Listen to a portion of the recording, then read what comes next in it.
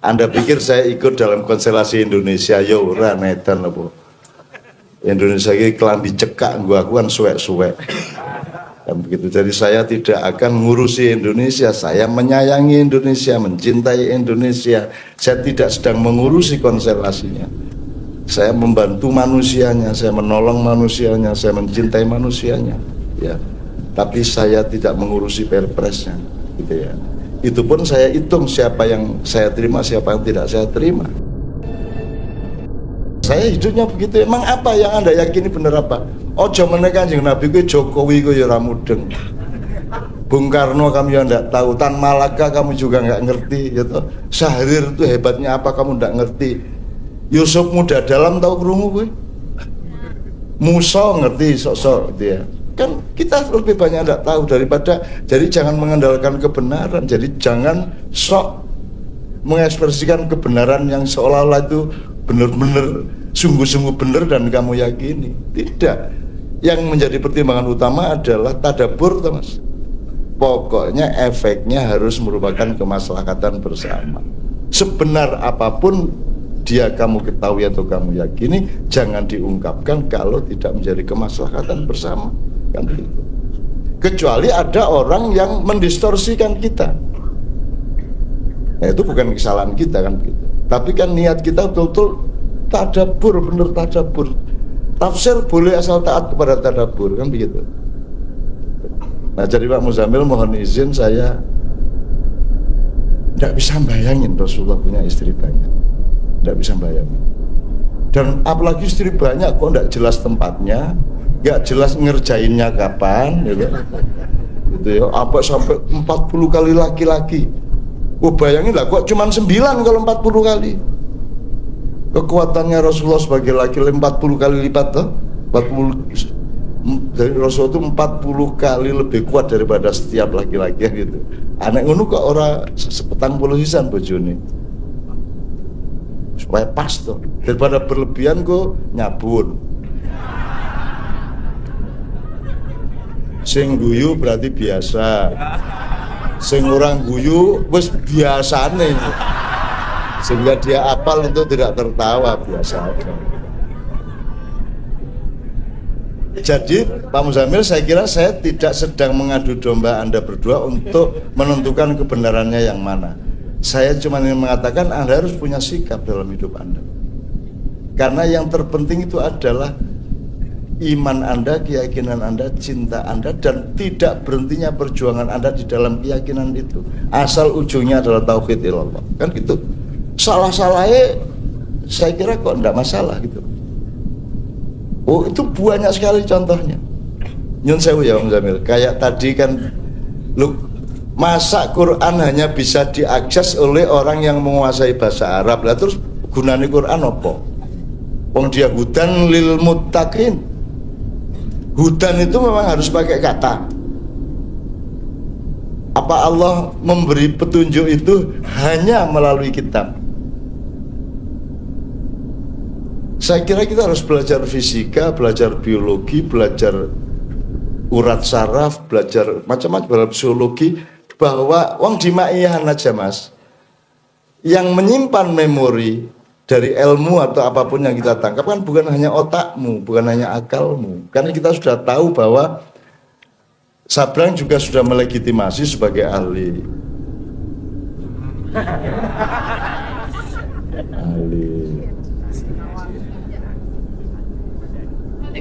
Ya, ahli kubur.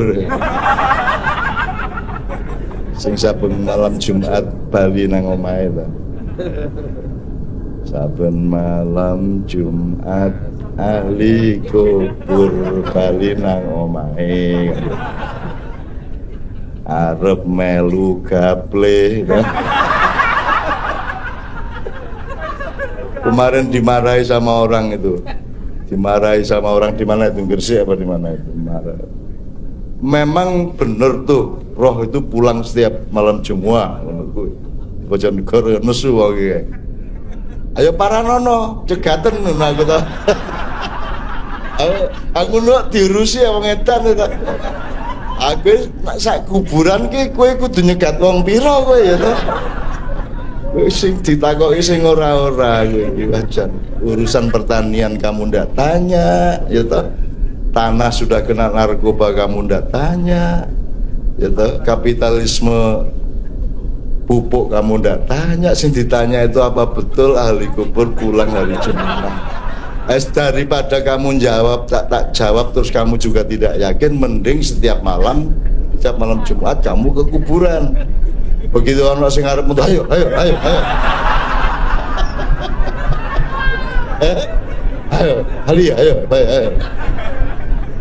Itu. Nyenengke ya Islam ya, nyenengke ya. Semua indah ya, Belum ae wis pindah. Wah, wis. Loh, kok ora ono? Mergo ora ono akhirnya nonggo ya. Menengke. Jadi begitu banyak hal dalam Al-Quran, dalam Islam itu yang sebenarnya kita betul-betul dibutakan oleh kantor berita itu. Kita menjadi tidak meneruskan terobosan dan kepekaan kita karena sudah dipatok seperti itu. Seperti anak-anak kecil yang bermain di pantai karena dikhawatirkan akan tenggelam kalau dia terlalu jauh ke jauh pantai, akhirnya oleh para ulama dipageri, wes orang entuk dolanan rono, sing entuk ulama tok, kan begitu. Akhirnya anak-anak tidak pernah bermain air di pantai, akhirnya tidak punya pengalaman dialektika antara pantai dengan daratan, kan gitu. Akhirnya anak-anak Islam tidak ada yang dewasa, akhirnya tidak ingat tentang kedewasaan, akhirnya tidak ingat bahwa tidak ada loh pengajian yang sadar untuk mendewasakan umatnya, hampir tidak ada loh. Tidak ada juga pembelajaran di kampus yang ngomong tentang kedewasaan, dan tidak ada yang ngomong mengenai manusia. Nah di Ma'iyah ini kan kita ini elek-elek kan dandan-dandan kamanungsan, ya kita coba dandanin orangnya, karena yang tak diurus itu orangnya, manusianya. Nah, jadi Pak Muzamil terakhir sekali gini, Hudalil Mutakin itu salah satunya adalah melalui teks yang kemudian dimushafkan atau dirumuskan zaman Sayyidina Utsman. Terus orang menyangka itulah Al-Quran, padahal Al-Quran hanya alat untuk menyampaikan Al-Quran. Qurannya kan dia software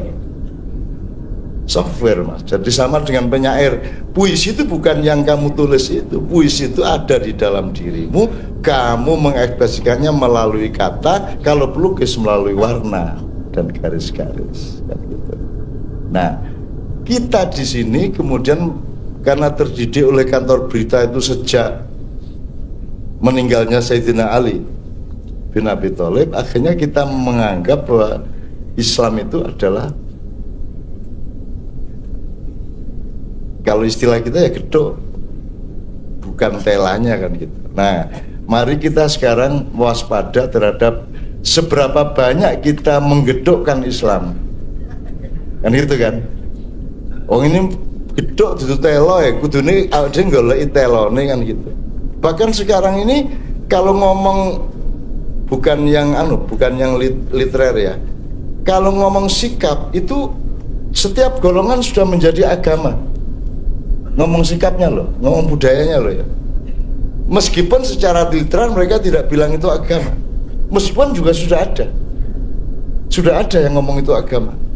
Jadi golonganku ini adalah yang masuk surga. Kalau ada selain golonganku yang masuk surga, dia harus minta tolong dulu kepada golonganku. Ngono ya. Ngono arek-arek.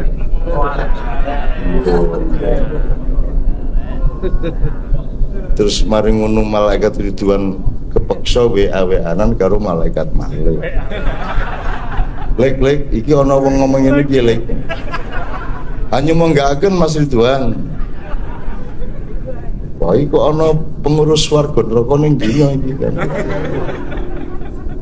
Jangan-jangan Allah perintah langsung. Ndase melontos po ya ora mungkin, Allah orang lewat awake dhewe ora mungkin wong gawe Quran lewat Mas Jibril loh. Gitu ya. Kan senior, Mas. Tuh, tolong jangan marah ya, Mas, kalau saya pakai bahasa manusia. Karena kita nggak punya bahasa lain. karena tidak punya arep ngomong piye sing cocok piye coba misalnya menurut Baginda ya tetep aja Pak bahasamu Baginda Jibril sama juga Paduka Muhammad ya sama ya coy bahasamu gitu loh malah kurang akrab toh Paduka kan nungkono banget anek Rasulullah dijeluk Paduka buat toh banget kayak nek le ngono malah malah apa tahu why not ya toh why not loh jangan lupa ya Masito di Jawa disebut Siti Masito, Aisyah Siti Aisyah, Siti Zahra, Siti Khadijah ditambahi Siti dan itu membuat manggon sakinah yang namanya Khadijah itu di dalam hati orang Jawa karena ditambahi Siti karena Siti itu tempat untuk berbaring. Nah kata Siti itu bahasa Jawa itu loh kayak nek kui menunggu syariat dan harus tertib kui kan sok-sok kan apa jenenge database kan rano kok Siti kabeh jadi apa malaikat online-nya ini loh ini apa nih kok ada Siti-Siti ini jadi tolonglah yang disebut syar'i itu nggak kayak gitu sebenarnya gitu. Ini gara-gara kantor berita Islam jadi susah banget, angel banget gitu ya. Sampai Totok tidak pernah ngaku agamanya apa selama 35 tahun bersama saya di Batang Puluhan Pak Wes. Dan saya tidak pernah nanya, kowe iso kowe ngono kuwi?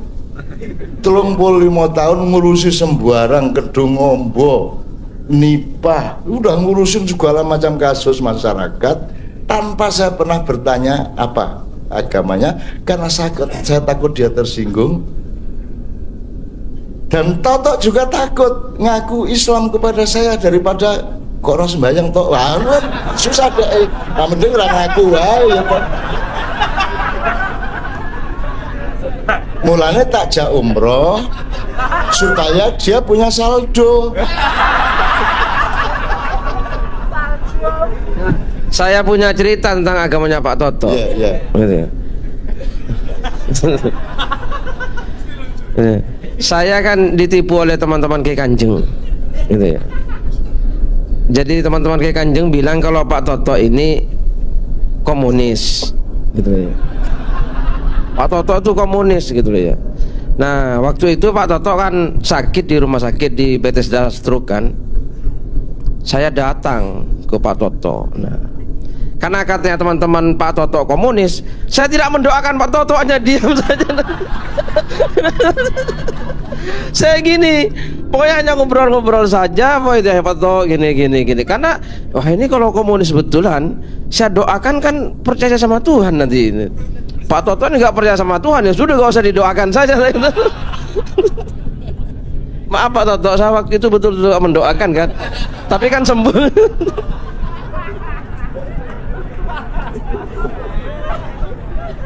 Ya padahal faktanya Mas se-alim-alim Pak Muzamil, se-dalam-dalam istilahnya Pak Muzamil, dia tidak pernah sa'i 14 kali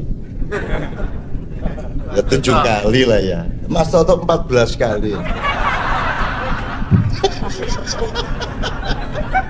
piye coba nanti sudah ke-12 itu mungkin ya aduh kok suwe ya tapi ya kalau kudu ini kan 1, 2, 3, 4, 5, 6, 7 terus potong ini enggak 1, 2, 3, 4 tadi aku bayangin jen-jen drotokong guyu wong piye 14 kali. Nah, tapi akhirnya Allah memberi kemurahan, iya dia niatnya baik dan aku diberi bonus oleh Toto, maka aku akan beri bonus ampunan kepada dia. Kira-kira ya aku husnudzon apa toh?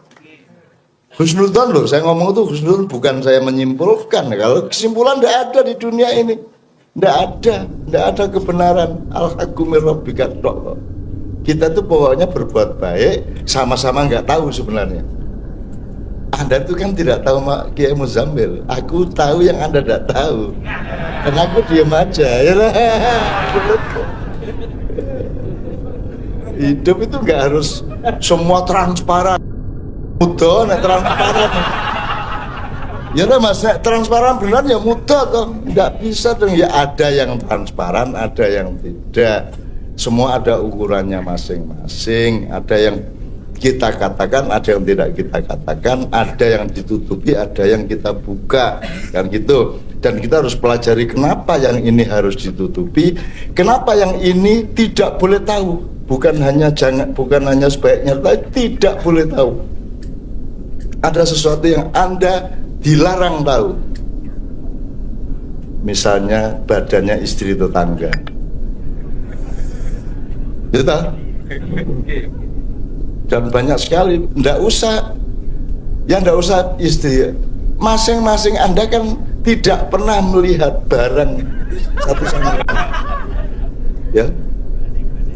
Kejopo ada screening sudah sunat atau tidak di depan masjid.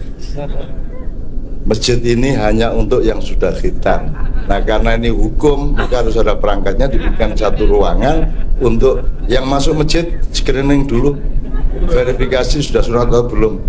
Nah karena jumatannya sudah komat, masih ratusan orang, nah, kalau masuk ruangan kan suwe tuh akhirnya lihat sampun. Buka sarung. Itu kalau pakai sarung, kalau pakai jin dikeluarin. Sampun toh.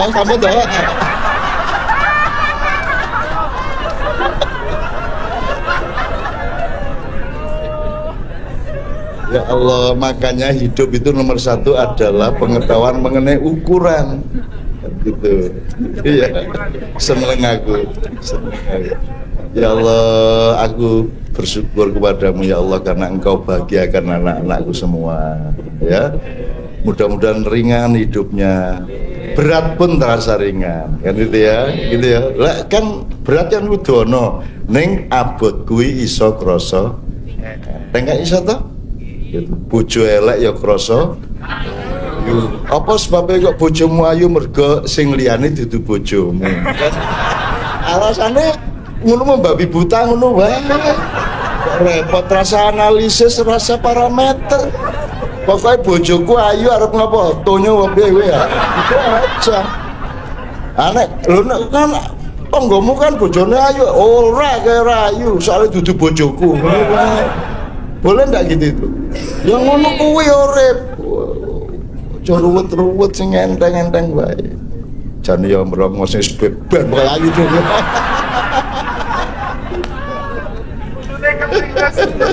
Seneng aku. Urip yo aja dingel-ngel to ya. Ayo dan mari kita melonggarkan orang lain, beri kelonggaran kepada orang lain sebagaimana kebiasaan Allah dan Rasulullah. Kemarin di mana? Yang Iqra itu di mana, Mas Muhyiddin? Saya tanyakan, coba fenomena lain selain Iqra apa? Isma, undur, apalagi? Soal 3, kenapa Allah nyuruhnya Iqra untuk ayat pertama? Kenapa kok tidak Isma? Kenapa tidak undur? Kenapa tidak apa kalau rasakan? Usyur apa? Enggak, rasakan bahasa Arabnya. Tuh. Nah, kenapa tidak? Kenapa kok Iqra? Padahal kalau lihat fakta kehidupan, tunarungu itu lebih berat daripada tunanetra. Betul enggak? Kok Anda tidak disuruh Isma? Soalnya gue naik Isma, gue ora kabotan enggak, gue kita diberi kemurahan dengan Iqra itu tok. Iqra itu lebih longgar, lebih meringankan kita. Makanya kalau Isma mati kamu, sama dengan solu kama usolli, mati kita. Makanya Rasulullah sangat meringankan di bidang apa saja. Maka teman-teman sekalian jangan mempersulit siapapun, jangan menciptakan kesulitan kepada siapapun. Ayo kita ringankan, meskipun tidak lantas gampang-gampang ke tidak sama dengan gampang. Ya, kan ada yang gampang kayak gitu ya. Tapi maksud saya itu menciptakan sesuatu itu ya yuridu bikumul yusra. Allah itu menghendaki mudah bagi kamu. Ojo dipersulit. Kalau kita mempersulit itu Tuhan agak nolongso. Tujune aku, Gusti Allah. Bayangin aku Tuhane. Wis tak jantur kowe. Tujune aku gitu. Allah itu tiap hari gitu ngeluntur. Tujune aku Gusti Allah. Ini orang tak sikat ya kabeh. Ya Allah ya ndak ngomong gitu, aku bayanganku. Wah itu ya. Ayo bayanganku kan yang bayanganku kan Allahnya sendiri kan laisa kamitslihi syai'un walam yakul lahu kufuwan ahad, tan kinoyo apa tan kinoyo sapa tan kinoyo ngopo, pokoknya segala sesuatu yang kita bayangkan tentang Allah itu tidak seperti itu, maka kita hanya bisa merumuskan bayangannya. Jenenge wayang kayak Puntadewa, kayak wayang Puntadewa dudu Puntadewa. Makanya Anda orang Jawa Maya, saya sama Sabrang dan teman-teman pendidikan sudah menyiapkan naskah teater yang kita pentaskan, mudah-mudahan nanti tanggal 4, 5, 6 atau 45 atau 56 di Taman Budaya yang berjudul Sengkuni 2019. Tepuk tangan Anda ini tanda bahwa Anda sedang salah paham. Mesti do salah paham gue. Wes gue tak apusi gue. Pokoknya begitu Anda nonton itu selesai, gitu toh. Gitu toh. Anda pikir saya ikut dalam konstelasi Indonesia? Ya ora netan apa. Indonesia ini kelambi cekak gua kan suwek-suwek. Dan begitu, jadi saya tidak akan ngurusi Indonesia. Saya menyayangi Indonesia, mencintai Indonesia. Saya tidak sedang mengurusi konstelasinya. Saya membantu manusianya, saya menolong manusianya, saya mencintai manusianya, ya. Tapi saya tidak mengurusi perpresnya, gitu ya.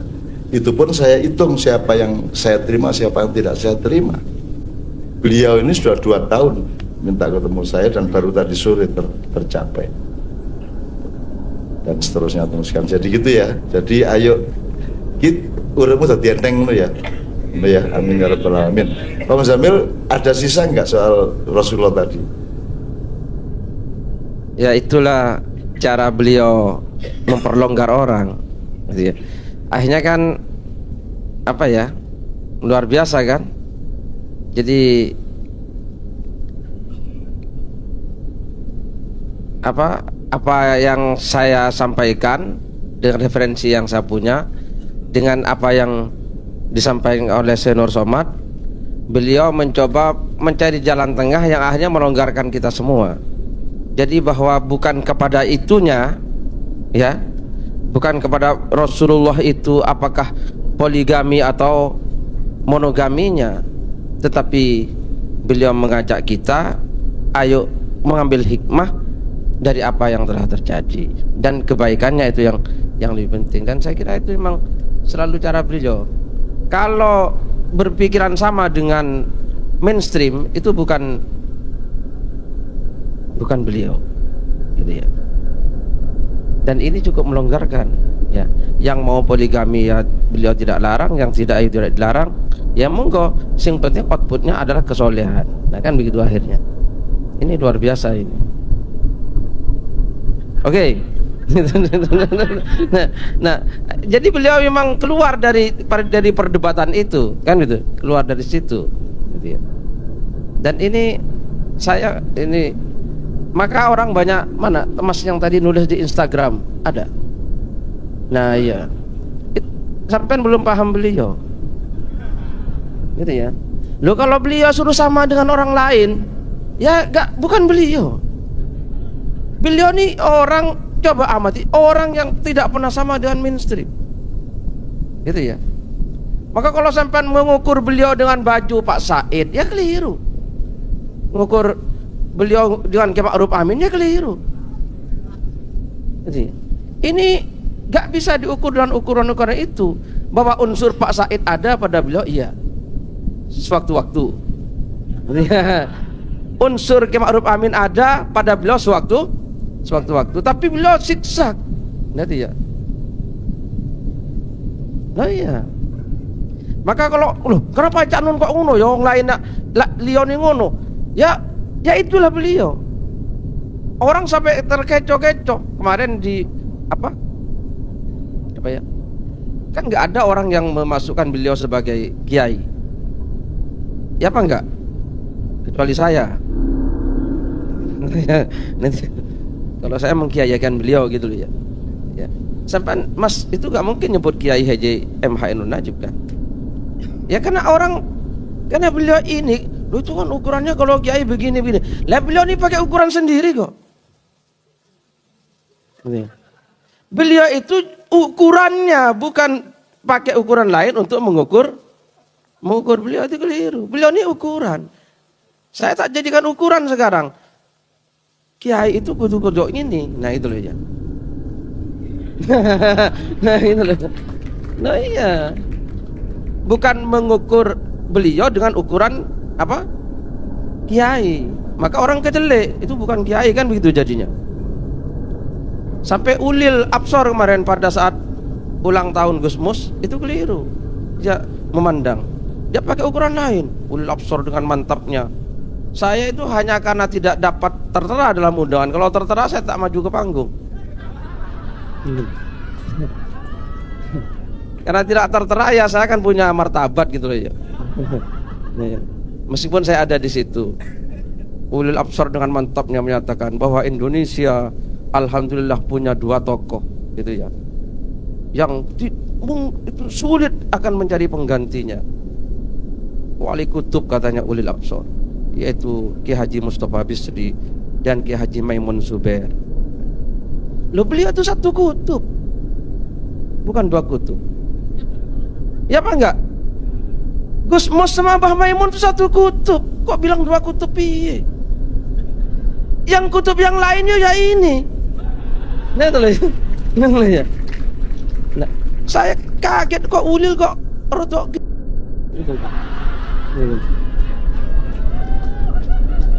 Nah ya.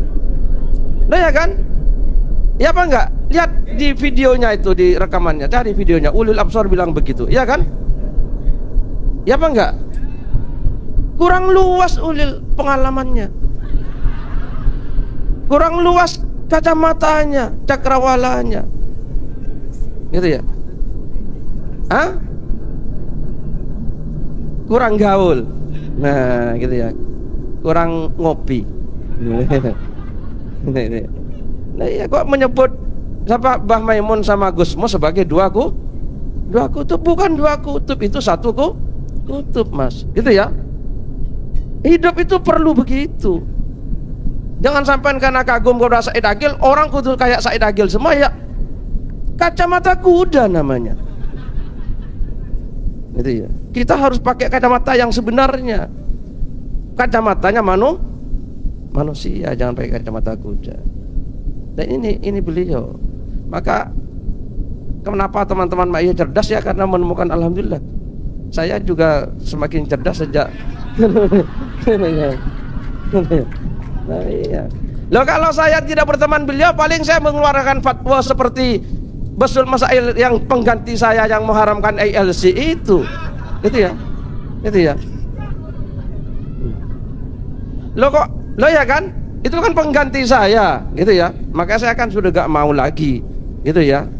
Gitu ya. Itu pengganti saya dulu, bendahara saya itu, gitu ya. Sekarang Basul Masail, padahal mestinya minta nasihat saya dulu mestinya, gitu ya. Wong saya seniornya kok. Nah, ya. Itu kan kehilangan konteks ya. Jadi orang ini gini loh, orang tuh boleh beda pendapat, boleh apa, ayo bicarakan dengan baik-baik, dan pembicaraan itu harus dibuka. Keran diskusi, keran dialog itu harus dibuka.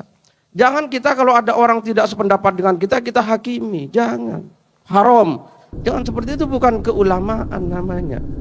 Jadi yang paling mulia adalah yang paling bertakwa itu di mata Allah, dan sudah itu urusan Allah. Urusan kita tidak. Urusan kita tidak usah ikut-ikut di situ karena kita nggak akan pernah tahu. Ya, tolong kewaspadaan seperti itu kita pakai supaya kita mengurangi pertengkaran sosial. Aslinya kan kalau kita mentidakkan golongan lain, itu kan sebenarnya kita sedang menuduh dia kurang bertakwa dibanding kami atau saya, kan gitu. Itu pertama. Yang kedua, kalau tidak bil hikmah, kalau tidak bil hikmah tapi bil hak misalnya, maka ratusan ayat-ayat Allah itu bertentangan satu sama lain. Coba Pak Muzamil ini, yahdillahu may yasha wa yudhillu may yasha. Allah memberi petunjuk kepada siapa saja dan menyesatkan siapa saja. Satu, ini statement Allah nih, benaran teknis sudah. Nomor dua, dalikal kitabul la raiba fihi hudan lil muttaqin.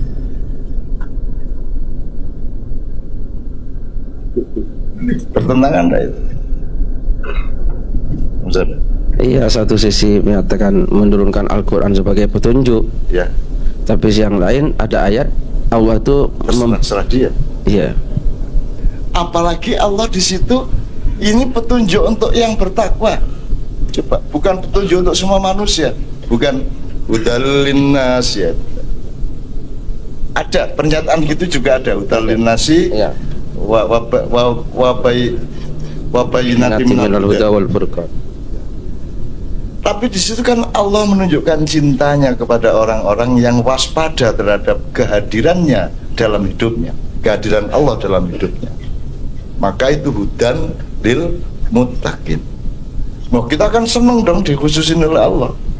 Pokoknya kita waspada terus, kita bertakwa terus, kita akan accessible terhadap hidayah Allah. Dan itu tok yang saya pakai itu tok. Masa alif lam mim gak apal, aku apal kecilik lah soal itu. Hudalil mutakin ya sudah, kalau gitu supaya saya dapat hudan, ya sudah saya bertakwa aja. Bertakwa itu artinya saya tidak pernah tidak ingat dan tidak pernah mempertimbangkan apapun tanpa Allah. Selalu Allah menjadi pertimbangan utama setiap keputusan saya, setiap gerakan saya, setiap langkah saya. Maka saya akan mendapat jaminan apapun saja, apalagi nanti ada inna nazzalna dzikra wa inna lahu lahafidun. Al-dzikra ini sudah saya tanya sama Cak Fuad, apa ini yang dimaksud hanya Quran? Apa bukan apa saja yang sifatnya dzikra, adzikr ilallah. Jadi kalau kita melihat pohon menjadi ingat kepada Allah, berarti itu termasuk adzikr. Itu kan juga kesalahan. Jadi orang bilang Iqra, bacalah, dikira suruh baca Quran. Qurannya kan belum ada waktu itu. Quran yang mushaf itu ya. Bacalah Quran, dasarnya Iqra. Loh, piye? Untung nabinya yang disuruh Muhammad ya. Nah iya. Nah, ini kalau belondang. Nah iya. Ngerti belondang ya? Iya. Belondang itu pelawak dari Sri Mulat.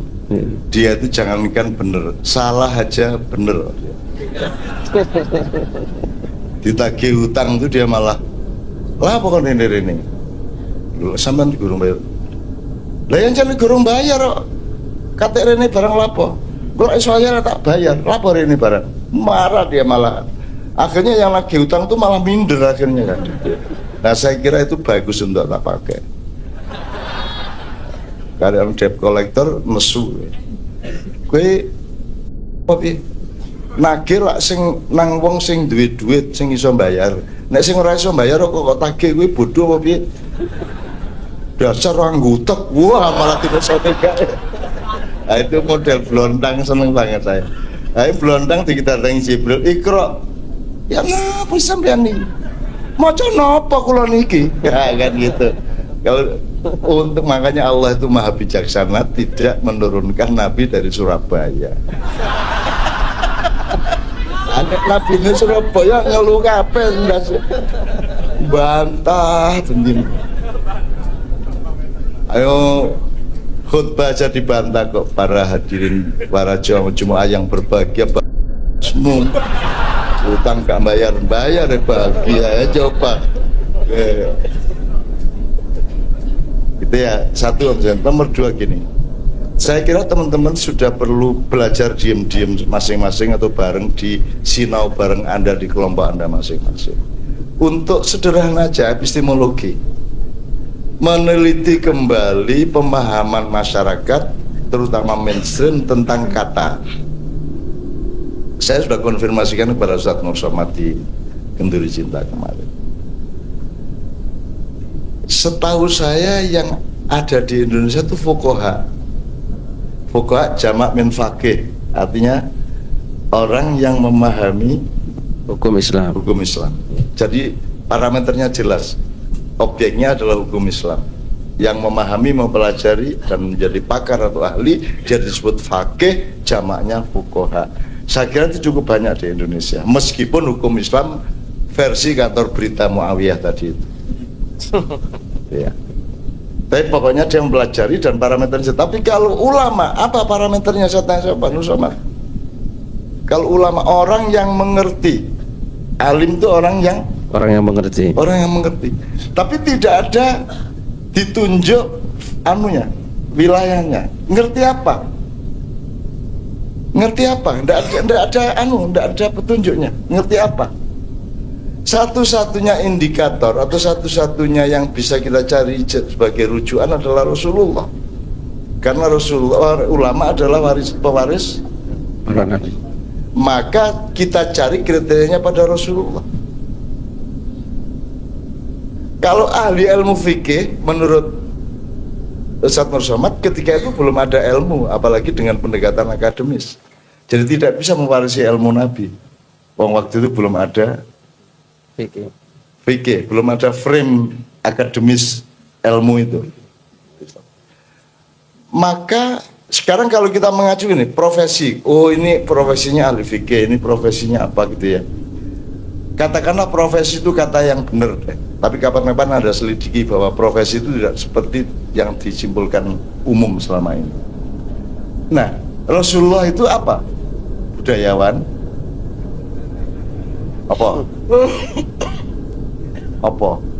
Apa? Anda simpulkan Rasulullah itu apa? Gitu. Jadi Anda pasti keliru kalau hanya menyebut Rasulullah itu budayawan. Anda pasti keliru kalau menyebut Rasulullah itu pedagang. Rasulullah itu kalau bahasa kita jelas orang yang tahu banyak hal, tahu banyak tentang banyak hal, ya. Kalau bahasa kita ya. Dan dia melakukannya sebanyak itu pula. Kalau pakai teori gampangan dari kita. Karena ada orang tahu sedikit tentang sedikit hal, tahu sedikit tentang banyak hal, tahu banyak tentang sedikit hal, terus terakhir tahu banyak tentang banyak hal. Jadi kalau wacananya atau marjaknya Rasulullah, maka ulama adalah orang yang posisi sosialnya, manfaat budayanya, koordinat silaturahminya, perilakunya, akhlaknya, dan dan manfaat sejarahnya seperti Rasulullah, meskipun tidak sekualitatif Rasulullah, pasti kadarnya lebih rendah, tapi kelengkapannya seperti Rasulullah. Jadi itu bukan ulama yang Anda kenal itu fuqaha. Jadi tidak apa-apa jadi wakil presiden, dia fuqaha kok kan gitu. Fuqaha kok sama dengan yang lain ahli pertanian, yang lain ahli apa, tidak apa-apa, tidak ada masalah. Nah, kalau ulama memang tidak pantas di situ karena ulama makomnya tinggi. Karena ulama ini benar-benar adalah tiang pancang dari kehidupan. Petani tanya ke dia, pesilat tanya ke dia, orang sakit tanya ke dia, kan gitu. Orang butuh apapun tanya ke dia. Orang dia menjadi sandaran dari semua orang. Ulama adalah orang yang menjadi tiang soko guru dari kehidupan masyarakat di sekitarnya. Dan itu dulu banyak ulama.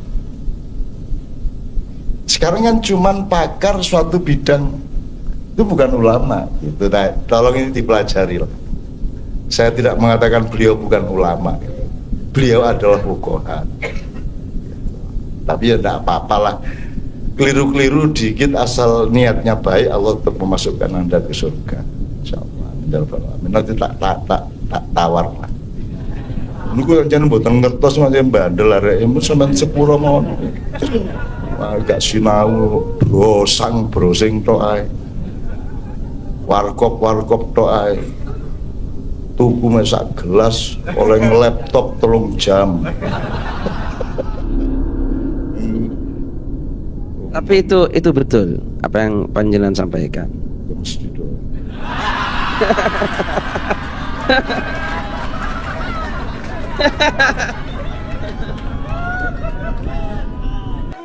Enggak terkonfirmasi dalam referensi gitu ya. Jadi gini loh ya. Kan NU itu kan Nahdlatul Ulama. Di NU itu ada forum musyawarah namanya Basul Masail sejak muktamar pertama. Nah, itu kan dibukukan.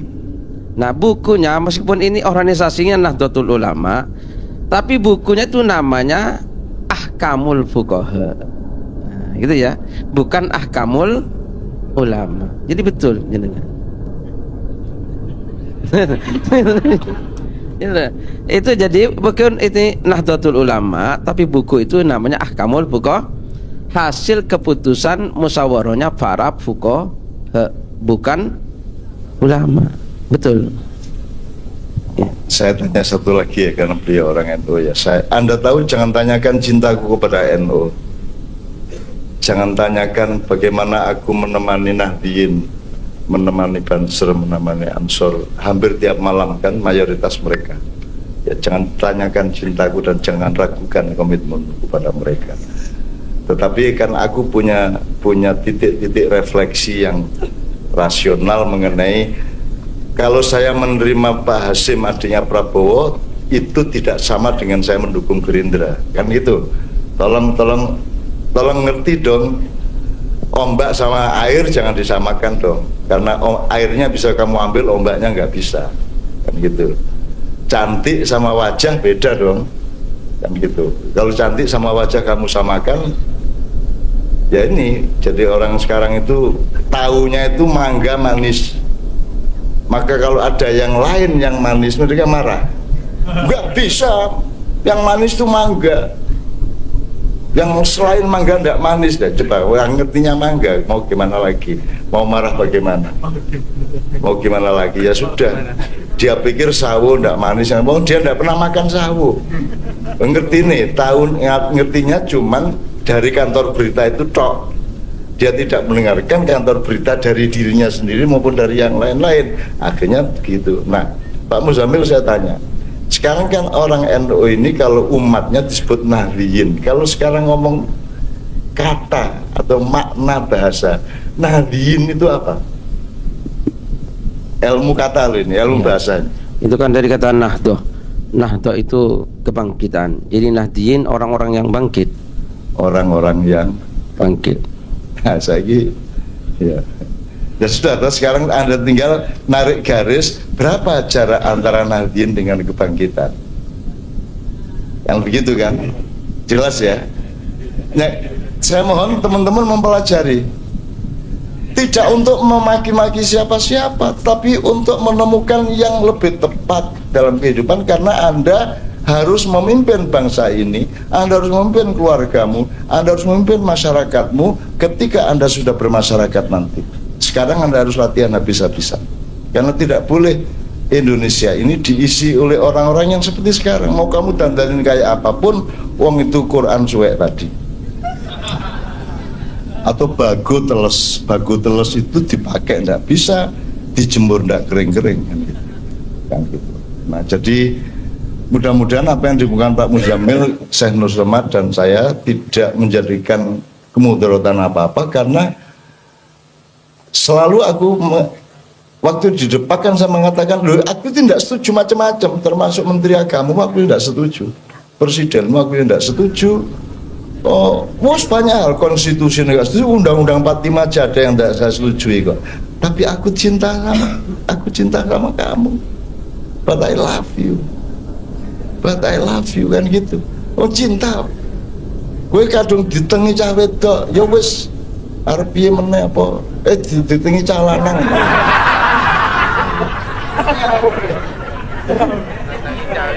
Nganggo semprotan kok piye ya. Wedok ngetengi.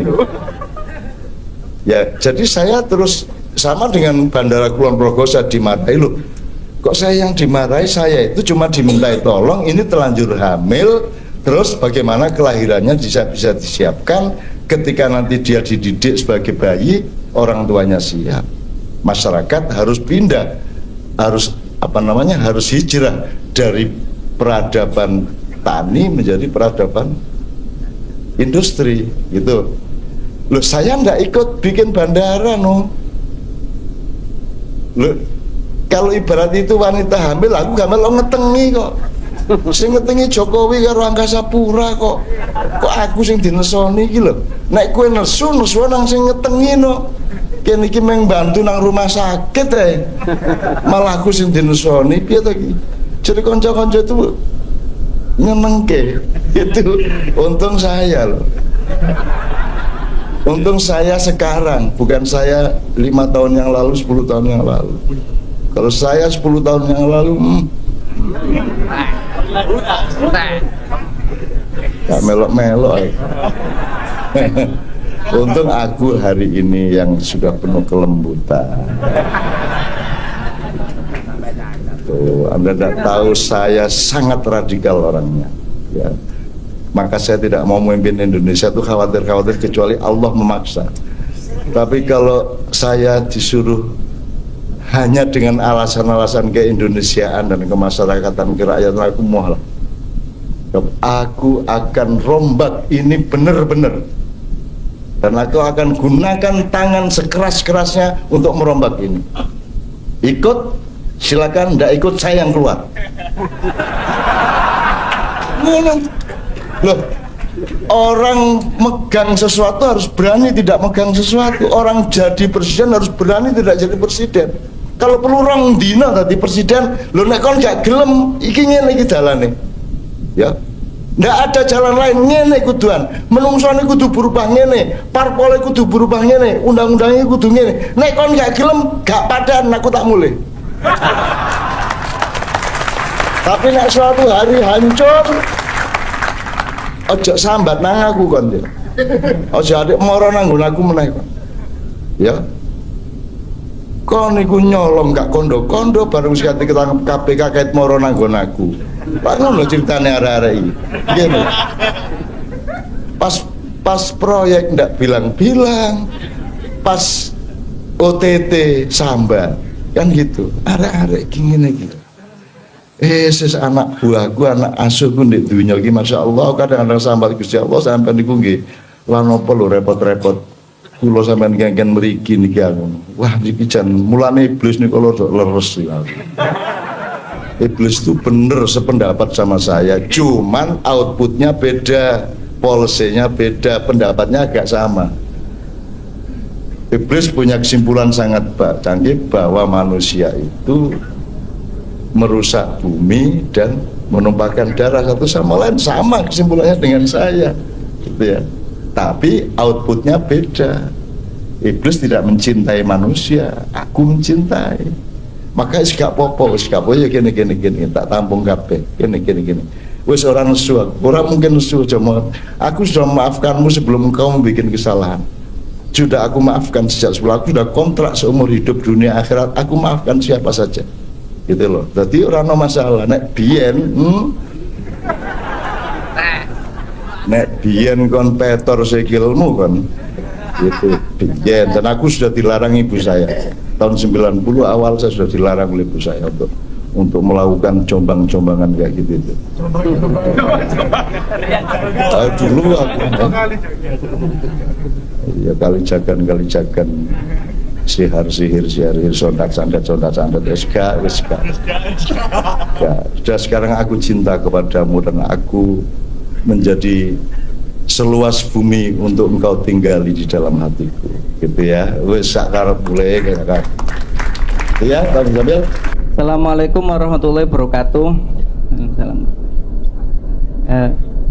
Saya mau tanya tentang distorsi yang tadi dibahas oleh Pak Kiai Nur Somad, distorsi bahwa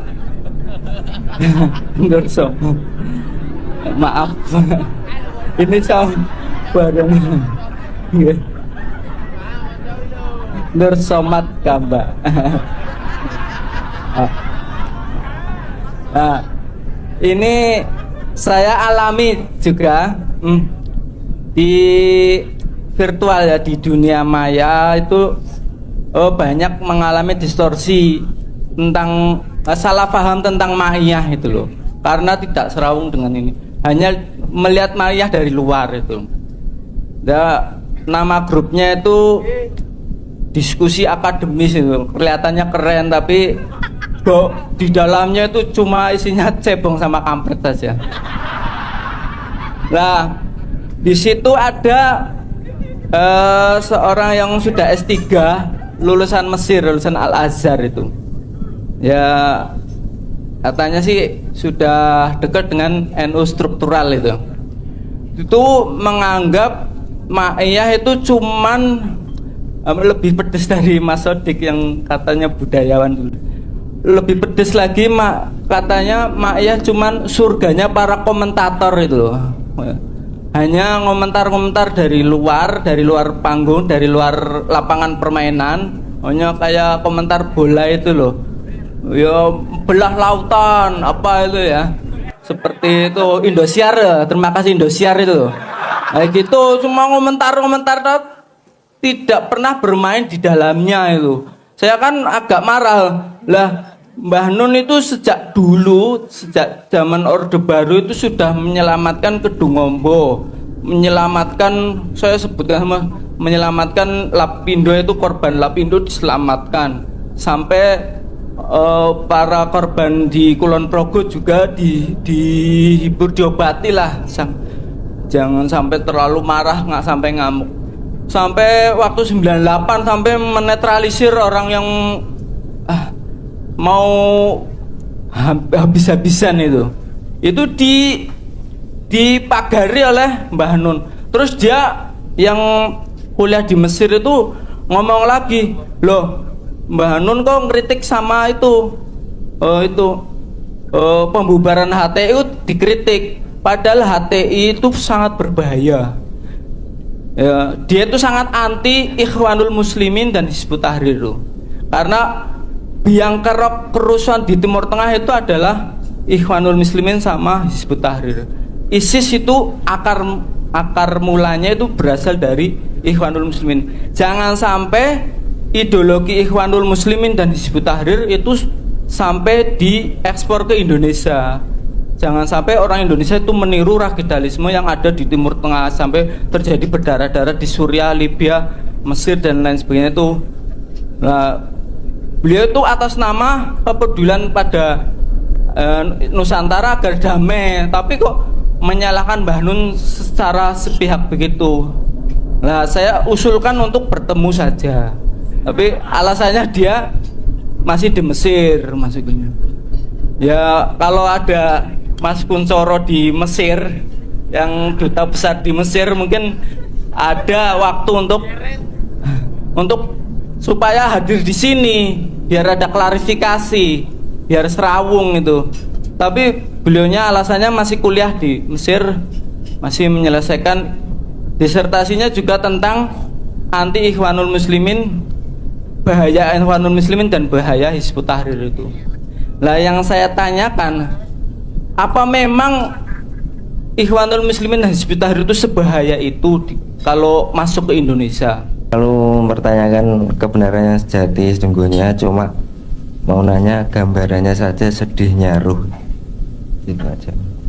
Sedihnya ruh.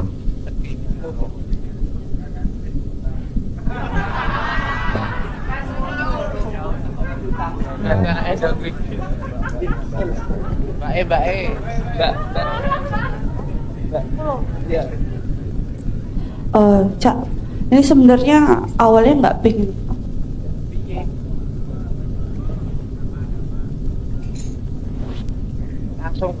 Cak, ini sebenarnya awalnya nggak pingin nanya. Cuman pas Cak Non ada komen satu gitu lah, kayak hah gitu, jadi harus nanya gitu loh. Nah, iki ceritanya saya nih di apa ya, lagi taklid, lagi mengikuti orang sebenarnya. Jadi kemarin tuh kan lagi mau skripsi Cak ya. Terus mau menelitinya tentang Jawa kan. Nah, terus dibilang kalau Jawa tuh filsafat Jawa. Nah, tapi gimana caranya memahami filsafat Jawa? Lewat filsafat Islam gitu katanya.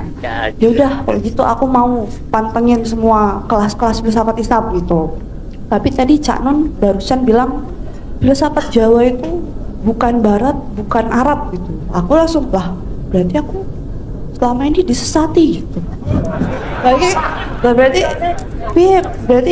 Berarti filsafat Jawa nggak bisa melalui filsafat Islam gitu. Karena katanya dalam filsafat Islam dan filsafat Jawa itu ada tentang ruh, kayak lembut, tentang konsep-konsep itu tuh sama katanya. Makanya kalau soalnya ada kakak senior yang dia S2 filsafat, tesisnya tuh tentang Semar. Dia pakai teorinya Mullasadra. Katanya karena Semar itu bisa didekati dengan filsafat Islam. Teorinya Mullasadra katanya. Terus oh gitu ta. Tapi Cak Non bilang filsafat Jawa tuh bukan Arab, bukan Barat gitu. Jadi kan saya diruntuhkan gitu loh, diruntuhkan gitu. Tolong, ini paling iya dan tidak aja, ya atau tidak gitu aja, nggak usah panjang-panjang. Oke, terima kasih. Saya tanya dulu, tadi saya ngomong gitu nggak? Ya.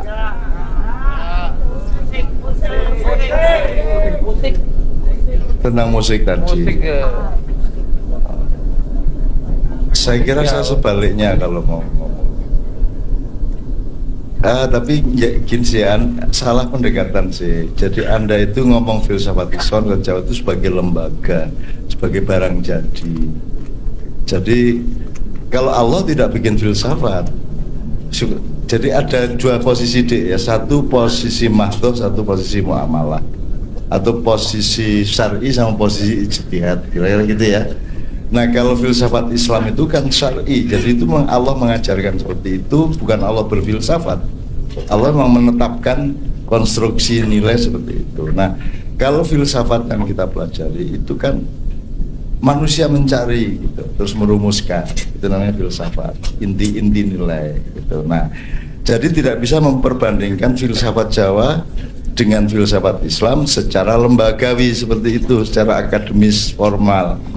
Karena maka Anda harus ke gelepung tadi, Anda harus, karena muatan-muatan filsafat Jawa sama Islam itu banyak sekali yang identik. Justru saya menemukan itu, makanya saya sering menyebut Jawa dan Islam itu seperti tumbuh ketemu tutup. Gitu ya. Jadi banyak filosofi Jawa yang sebelum Islam datang sudah mirip atau bahkan sama persis dengan apa yang kemudian diajarkan oleh Islam. Jadi kedua-duanya sebenarnya tidak ada masalah, tidak ada masalah. Akan ketemu kalau ngomongnya nilai. Tapi kalau ngomongnya itu pelembagaan ini Islam, ini Jawa, nah di situ kita terjebak. Sebenarnya dia tidak bernama. Nilai itu tidak ada namanya dan jangan dilembagakan. Nilai itu nilai gitu aja. Nah, tapi karena Anda mahasiswa dan bikin skripsi dan seterusnya, ya maka disiplin akademis itu kan memang hanya bisa mengenal sesuatu melalui pelembagaan. Ya sepiye meneh, ya gue nek perasaku nek arep nulis kuwi turutono dosenmu. Jangan menulis idemu yang murni, pokoknya sejauh itu sesuai dengan promotormu, dosenmu, lakukan itu.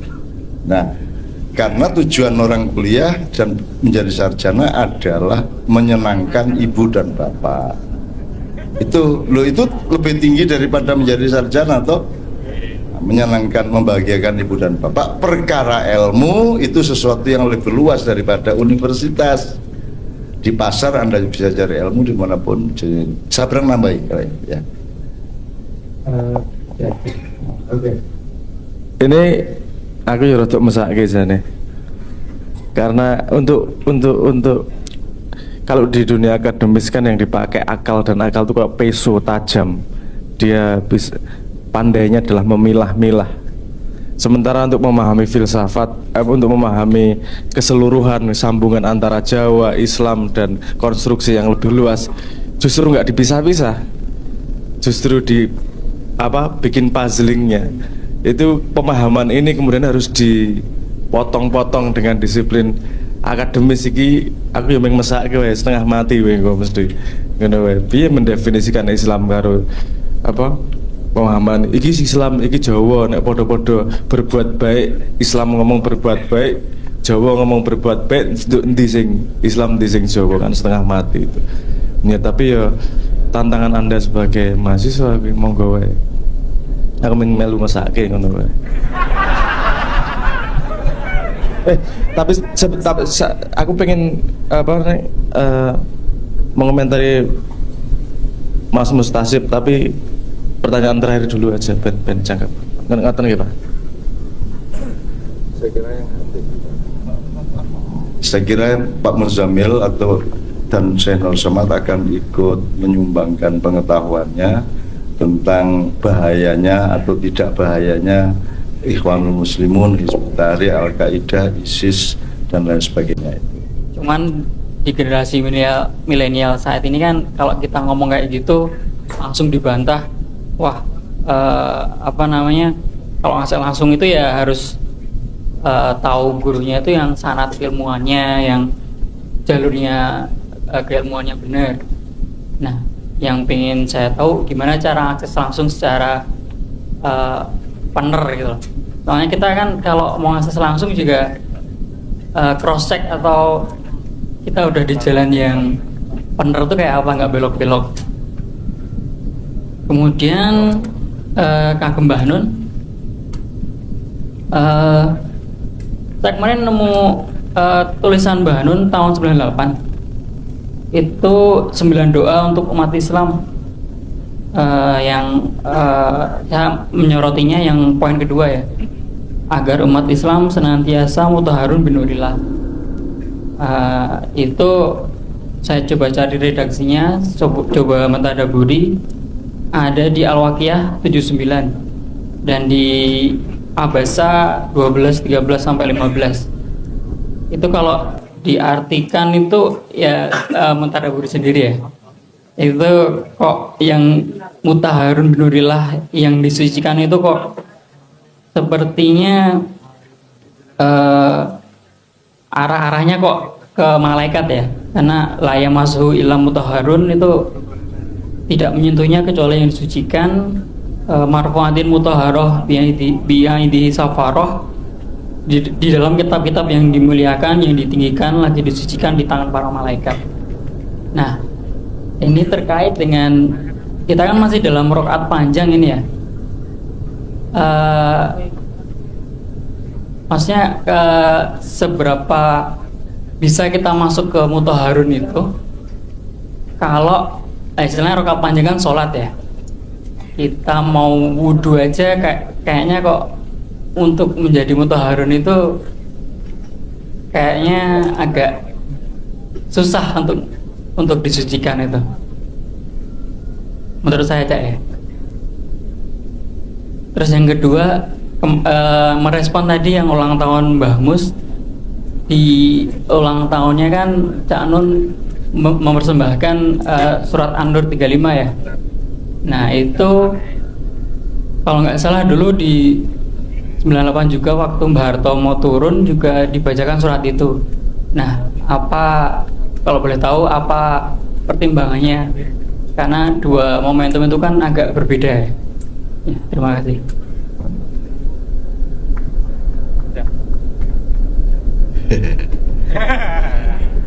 Gue berpikir dikotomis saja. Jadi nanti wajah kayak kuing kunjut tiba ngono. Nah, cahaya. Ya, oke, silakan siapa? Ya oke. Aku gatel nih komentari apa sih ceritanya Mas Mustasib gue mau.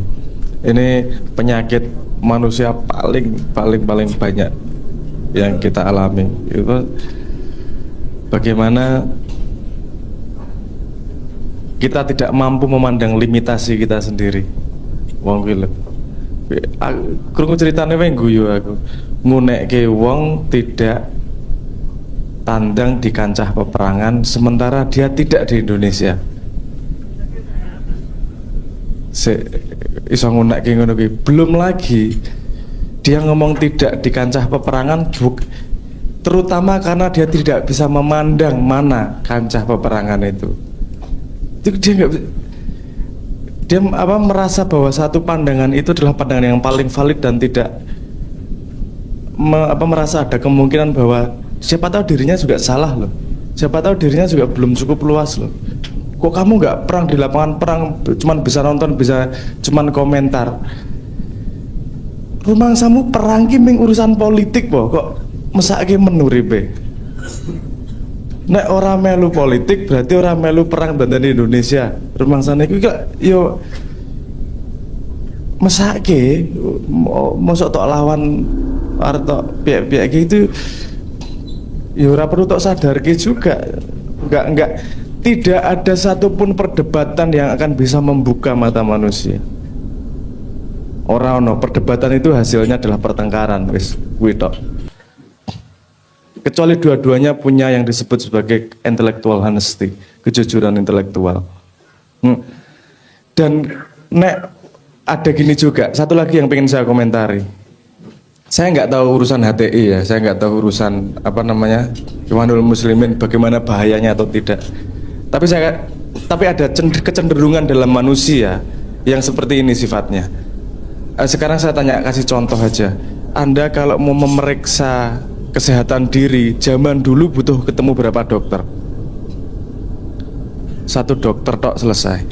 Saiki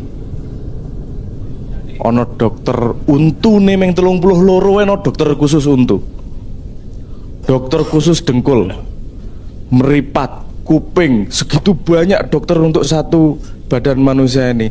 Lama-lama ini nanti setiap gigi ada dokternya sendiri gue. Untuk mengetahui kesehatan itu lama-lama butuh 100 dokter untuk satu manusia itu. Kenapa? Intelektual itu kalau mencoba mencari penjelasan kan dia pengen membelah-belah nih. Nggak akan selesai satu objek itu dibelah-belah. Kamu hanya mempelajari satu gigi itu bisa nggak selesai seumur hidup. Karena luar biasa banyak detailnya di situ. Berbahayanya adalah begini, ketika kita mempelajari sesuatu sudah punya kepercayaan sebelumnya. Misalnya gini, aku mempelajari air, aku sudah percaya duluan bahwa air itu berbahaya. Akan saya belah sedemikian rupa semua properti air, dan yang saya ingat adalah yang berbahaya. Semua yang saya pelajari hanya akan menguatkan pendapatku di awal. Itu adalah pencarian intelektual yang mesake, karena dia bukan mencari apa yang sebenarnya terjadi, tapi hanya mencari argumen-argumen yang bisa menguatkan pendapatnya sebelumnya. Nek kowe belajar sesuatu intellectual honesty, ojo berpendapat dhisik, sinau sik, ojo dadi sapa-sapa. Nah, kalau orang sudah punya pendapat duluan, dia belajar ora sah. Kowe nek nonton film Jepang, kuwi mengurusan menggoreng tempe kuwi iso dadi film dawa banget kuwi. Enaknya tempe itu bisa gini dan segala macam luar biasa. Itu sifat intelektual tuh seperti itu. Gue mempelajari apapun tok belah sampai sekecil-kecilnya mesti ono ilmunya yang tidak selesai. Dan tapi itu semakin kecil kita akan semakin lupa sama kewaspadaan yang lebih luas. Itu yang berbahaya dari intelektualitas. Jeru sesuai lali apa sini? Luasnya, lupa lebarnya, sehingga lupa melihat dirinya sendiri. Ojo-ojo aku sik kurang, ojo-ojo aku sik salah. Dia hanya mencari pembenaran terhadap asumsi awalnya tersebut, tidak berani menyalahkan dirinya. Yo, efeknya akan seperti itu. Gampang ngomong iki salah kayak goblok, iki kurang bener, iki ngene dan seterusnya. Kenapa? Terjebak karo teke dhewe. Dia tidak bisa lepas dari identitas itu tadi. Intelektual hanya bisa bekerja kalau dia nempel pada identitas. Ada identitas, hanya akan ada identitas kalau identitas itu menempel pada yang namanya ingatan. Hanya akan ada ingatan dan ingatan, personalitas, identitas dan intelektual itu adalah hijab semua yang menutupi pada apa yang sebenarnya itu. Nah, rasa sedih sih. Wong joget, wong mesake, ngono kuwi dimesake disayang ae menurutku. Mau urusan yang Facebook kok ganggu kemesraan rumah tangga gitu lho. Piye gue? Kowe lagarnya nggol bojomu njuk kelingan mau kurung tak jawab moning. Oh yo ojo lah, janganlah. Udahlah, sudahlah. Orang membenci karena tidak paham. Wes, orang membenci orang itu karena tidak paham. Kalau dia sudah paham dan masih membenci, nek wong benci tok kayak alasan apa wae tidak akan menjadi menyukai. Kalau orang menyukai nggak sah tok kasih alasan apapun tetap akan menyukai. Wes biarkan dia dengan pengembaraan dirinya. Sementing kita kuat dan tidak terganggu oleh itu semua. Wes semua orang punya pengembaraannya diri sendiri. Semua orang punya torekotnya diri sendiri. Mana yang benar, mana yang salah. Uang setiap orang diciptakan berbeda kok, parameternya sama. Ya kita harus menemukan jalan kita sendiri ngono wae. Paling itu komentarku. Itu bahayanya intelektual. Bersama saya daripada meloncat ya, saya teruskan sedikit. Jadi teman dari Mesir itu menurut saya sangat bagus.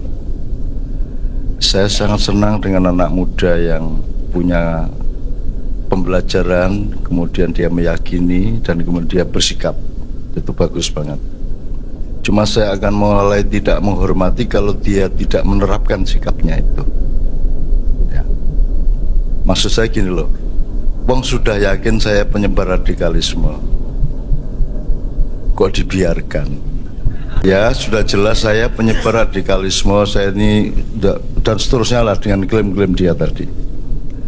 Sekarang dia harus bilang ke PBNU kayak apa kayak ya, mengajukan rekomendasi apa usulan termasuk ke Mabes Polri, ke Menteri Dalam Negeri agar supaya MH dilarang, Ma'iyah dibubarkan ya, saya dilarang. Dan kalau kalian tidak melarang saya akan melarang diri saya sendiri. Sekarang kalau anak itu sudah datang ke Indonesia, saya akan kasih panggung ya. Setiap undangan dari Polres, Polda, apalagi Kapolri yang minta tolong saya terus untuk soal keamanan, untuk soal persatuan ya, untuk soal anti radikalisme segala macam, kan minta tolongnya ke saya. Semua daerah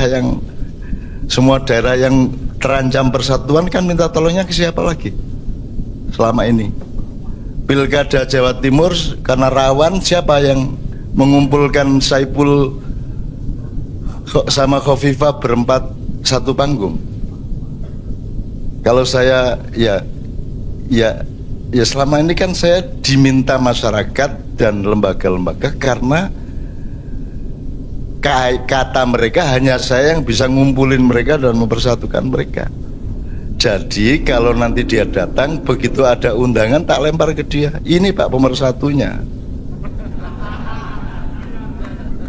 Jangan saya ini lu tenanan loh gue. Nanti saya akan rekomendasikan, saya minta identitasnya, alamatnya, nomor handphonenya. Nanti setiap undangan saya minta Zaki untuk merekomendasikan dia gitu loh, supaya yang tampil dia, karena dia yang anti radikalisme, saya radikalis kan gitu. Tadi aku seneng banget gue ngendengke penggaweanku. Wes kan nek arep ketemu aku ya mbuh kapiye carane, kapan-kapan nek mayahan subversif kan, karena kita pokoknya aku dibubarke wae lah, aku diusir nek perlu sekolah Indonesia gitu loh. Dan saya seneng banget itu. Kok tanggung-tanggung kok. Saya di demo di Makassar tahun 90-an awal itu, saya diwawancarai, gambar saya dibakar, buku saya dibakar, pokoknya MH gini. Saya bilang, wartawan tanya, gimana cak ini gini, lo bagus itu, memang biar mampus itu MH, memang biar mampus dia, biar tahu diri dia, belajar. Nanti tolong demo lagi dan yang dibakar jangan hanya bukunya MH, tapi MH-nya dibakar. Oh ini ceritanya panjang, dan aku terus Makassar mencekal MH gitu kan. Oh aku ikut biar nih kepingin ke acara kan. Kepingin karena undangan, pegel aku, rabi nih kapan aku ikut, kok malah saya dicekal. Ya terbalik, saya yang mencekal siapapun saja kalau saya mau. Kalau Allah mengizinkan tak cekal kabeh gue. Saya tidak punya kedekatan apa, saya ini cuman fal ya'budu rabb hadzal bait alladzi at'amahum min ju' wa amanahum min khauf. urusan hidup cuman ju' wa khauf. Dan saya mengabdi kepada yang punya Ka'bah, dan saya mendapat keamanan dari Allah, mendapat makanan dari Allah. Sebagaimana Siti Maryam, benar-benar saya dikasih makanan oleh Allah. Sebagaimana Siti Maryam, tidak lewat penjual, tidak lewat apapun. Di sini saya pernah mengalami. Ya, jadi gue yang ngono ngopo lho gue iki. Kelingan Mesir res piye gue. Mutasabib pegawai. Sorry ya. Saya terang-terangan seperti itu, memang gitu kan. Yang dikeluhkan kan supaya mesra sama istri. Ada apa kalau tidak mesra? Berarti ada masalah kan dengan itumu kan gitu kan. Jadi gue kelamin ke hubungannya sama Mesir loh ya. Jadi Mas, itu gini. Jadi sekali lagi jawaban saya sederhana. Kamu tegaskan itu, kalau saya radikalis sudah disuruh larang aja. Kalau saya tidak keberatan sedikit pun. Saya seneng, dan kalian sebenarnya tidak bisa melarang saya karena saya tahu itu. Ora iso kowe ngelarang aku leh. Saya pernah dijegal di Jawa Tengah, terus saya bilang sama Pangdam Jawa Tengah, sampai Mas Toto marah. Loh, piye caranya nyekel aku? Apa kalian sebarkan tentara di setiap perempatan jalan, sebarkan polisi di terminal-terminal supaya tidak bisa masuk? Piye caranya? Saya itu jalan itu ada operasi motor itu lengkap, PM, tentara, polisi lengkap di jalan Gondomanan itu lengkap. Jadi yang meriksa itu sekitar 20 petugas. Wes ora iso apa-apa, aku lolos kok. Pokoknya ada aja jalan terus. Loh kok ora ngerti Joan? Loh kok ora ketok? Lolos saya. Gitu. Tidak bisa kamu menghalangi manusia, apalagi menghalangi hatiku kepada cintaku kepada para jamaah dan semua masyarakat. Tidak bisa. Kamu pikir hidayah hanya lewat birokrasi, kamu pikir pelarangan hanya bisa lewat demokrasi? Tidak bisa. Aku hadir dalam mimpimu, aku hadir kok. Berapa ribu orang aku hadiri di mimpi-mimpi kalian. Bagaimana kamu mau menghalangi hamba Allah yang kesini memang disuruh sama Allah? Gak bisa kamu. Makanya saya bilang, ayo larangan aku, ayo gitu. Yang jangan tanggung dong, jangan cuma ngomong, jangan hanya rasani, ditegaskan. Kalau perlu bin, Mabes Polri, Mabes TNI, semua melarang saya. Nek iso, ayo. Emang lu punya aparat berapa untuk saya bisa lolos? Dengan mudah lah. Kan begitu. Wong kene iki udane gak telus atan. Ya, Sabrang mengalami bagaimana tawaf. Ribuan orang mengelilingi Ka'bah, kita tidak tersentuh satu orang pun tanpa ikut keliling, gitu. Kita seret tutup Hajar Aswad. Dan Sabrang nguntit di belakang saya, Brang. Hajar Aswad tak pegang, ayo Brang, kowe nang nisorku, kowe ambuk. Itu tidak bersentuhan dengan satu orang pun. Apakah saya hebat? Tidak. Emang saya nyuruh diri saya ke dunia? Tidak. Enak aja.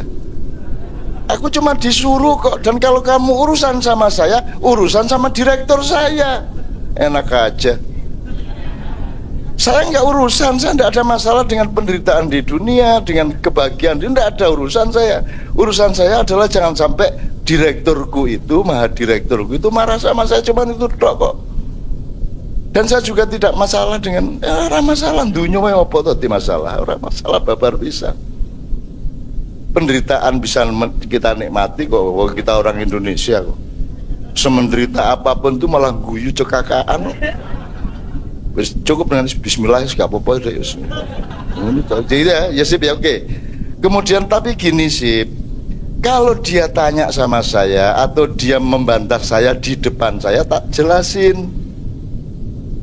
Misalnya, siapa yang tidak setuju kepada perlawanan terhadap HTI.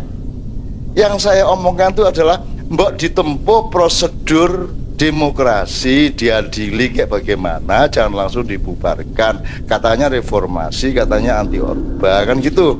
Nomor 2, kamu ndak apa-apa tidak setuju sama HTI yang menafsirkan khilafah seperti itu, tapi jangan anti khilafah. Khilafah itu punya Allah, nyuruh kita ya.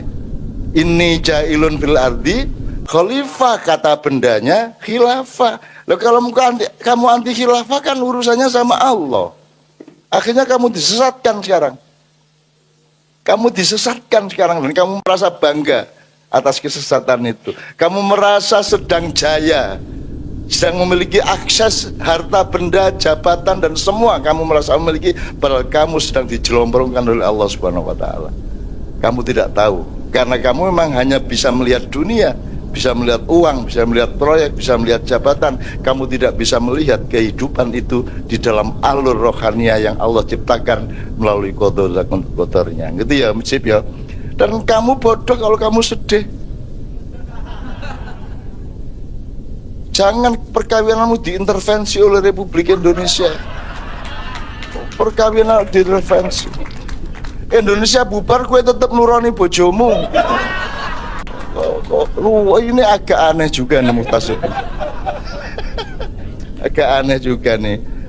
Muhtasib kok layak tasib. Anta muhtasib wa anta tuhasib kulla syai'in, kan begitu. Anda harus menghitung segala sesuatu. Namanya akhirnya semua dihitung. Semuanya dihitung sama Muhtasib. Detail sama detail. Apa? Dia bikin makalah korelasi positif dan negatif antara pernikahanku dengan HTI. Ya bener ya, apa nih pekan gitu kan. Kita tepuk tangan untuk Muhtasib ya, kau apa ya, Guyan ya.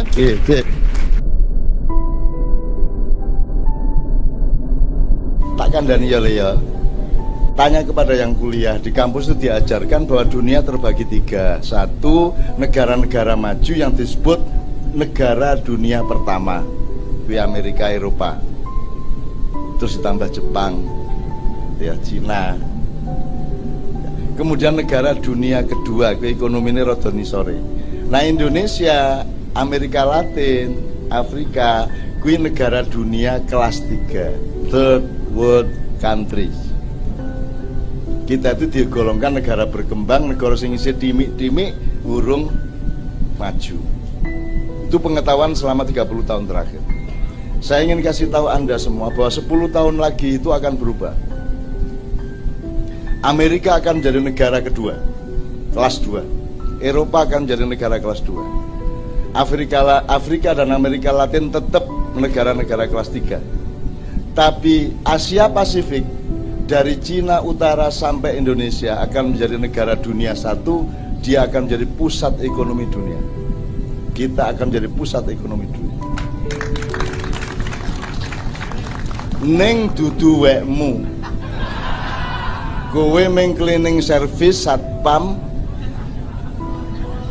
karo pelayan restoran, kowe ngladeni pembeli-pembeli nyugui sambel, nyugui panganan sing karya-karyane mbahmu, ana ayam geprek, ana oseng-oseng mercon, ana empek-empek rudal, ana meneh rawon demit, ana wis sak karepe kono ya. Karya mbahmu tapi sing dodol Cina, sing tuku kowe, ya ora? Nggih bener. Sing duwe mbako mbahmu, sing gawe pabrik mbako dudu kowe, sing tuku. Lah kudune kowe sing duwe pabrik jarum dong. Kudune kowe sing nguasai jarum, gudang garam. Kudune kowe sing menguasai mal-mal. Jadi anak-anakku semua mulai hari ini sinau. Sungguh-sungguh tekun, jadi pakar, jadi ahli. Yo dagang sakarepmu, yo kowe ahli apa wae sesuai dengan bidang masing-masing. Kembangkan dirimu sampai kamu ahli bener, 10 tahun lagi kamu bos. Ngono. Jadi Anda masih muda, ayo mulai saiki tekun. Kamu seneng apa? Kamu jangan tidak bahagia bekerja. Kowe iki saiki kuliah iki mergo kowe seneng apa mergo kowe pengen sugih? Apa kepaksa? Sing iso mlebu kedokteran pengen sugih, sing ora keterima ndi kuliah sak ketemune kepeksa ya toh. Jadi Anda tidak cari bahagia. Yang bisa masuk kedokteran dan fakultas-fakultas bahasa tidak bahagia, apa meneh sing mlebu-mlebu fakultas sing karen-karen tidak bahagia. Manusia Indonesia kesalahannya adalah tidak mencari kebahagiaan hidup, mereka mencari kekayaan. Ya ra? Ngerti ora bedane? Ngerti ora bedane? Nek kowe mencari kebahagiaan, kowe tekun terhadap yang kamu kerjakan itu efeknya kaya. Ning nek kowe mencari kekayaan, penggawean apa wae sing kowe ora seneng ora apa-apa sing penting sugih. Ya ra? Akhirnya kalah kabeh kowe karo pendatang-pendatang dari luar. Mergo kowe dhewe ora seneng karo penggaweanmu. Aspripun meles sagete mung dados pelayan restoran. Ngono kita. Ora bahagia ta kowe? Terus piye kowe iki? Urip pisan ora bahagia nganti tuwa. Engko bojo barang wis umur 40 ngono, aku jane ya wis piye meneh wis kadung ya. Ngono lah. Cari nang ngene carane. Jadi mulai saiki temukan qadha qadarnya Allah. Kamu itu dikasih apa oleh Allah? Seneng apa, pinter apa? Tekuni itu. Tekuni itu.